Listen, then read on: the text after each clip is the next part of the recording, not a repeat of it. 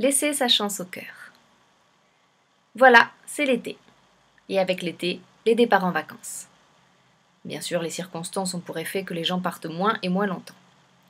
Mais à ce qu'il paraît, du moins, certains voyous n'en perdent pas pour autant une détestable tendance à l'abandon pur et simple de leurs animaux familiers. Est-ce d'ailleurs aussi vrai que nos médias se complaisent à le répéter? Pour ma part, je peine à comprendre comment on pourrait abandonner un chien ou un chat tatoué. Et comme il est interdit d'être le propriétaire d'un chien ou d'un chat qui ne le serait pas, le mystère pour moi reste entier. Le discours officiel tant des médias que des pouvoirs publics est que les gens qui abandonnent agissent ainsi parce qu'ils ont adopté trop vite et sans prendre toute la mesure de ce à quoi la possession d'un animal de compagnie allait les engager. Ils ont adopté ou acheté sur un coup de cœur. Et le cœur leur a enlevé la raison.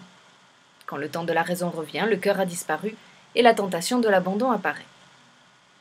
La solution paraît simple. Supprimons le coup de cœur, nous supprimerons les abandons de demain. À cette fin, nos lois imposent aux éleveurs et aux vendeurs toute une batterie de dispositions.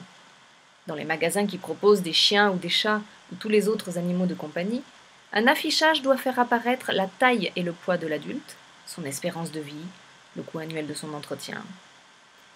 Pour les éleveurs qui traitent directement avec des acheteurs particuliers, des obligations du même ordre ont été imaginées. Le mot d'ordre est unanime. Stop au coup de cœur.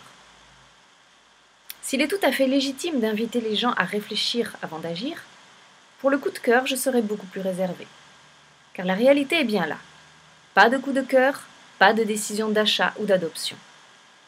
Si réellement on parvient à abolir les coups de cœur, comme les animaux de compagnie ne servent à rien sinon à guérir, prévenir ou alléger les maux de cœur, on verra tout simplement disparaître l'animal de compagnie. Et avec lui, disparaîtront aussi tous les bienfaits apportés par sa compagnie. Et dans certaines campagnes, où hier encore le marcheur traversait les villages, invariablement escorté d'aboiements divers, ce même marcheur va désormais dans le plus grand silence. C'est que les chiens, comme d'ailleurs les chats, y disparaissent peu à peu. Prévenir, oui. Mais prévenir d'une manière si négative qu'elle conduise à des hauts le cœur, supprimant toute chance de coup de cœur, non, non et non.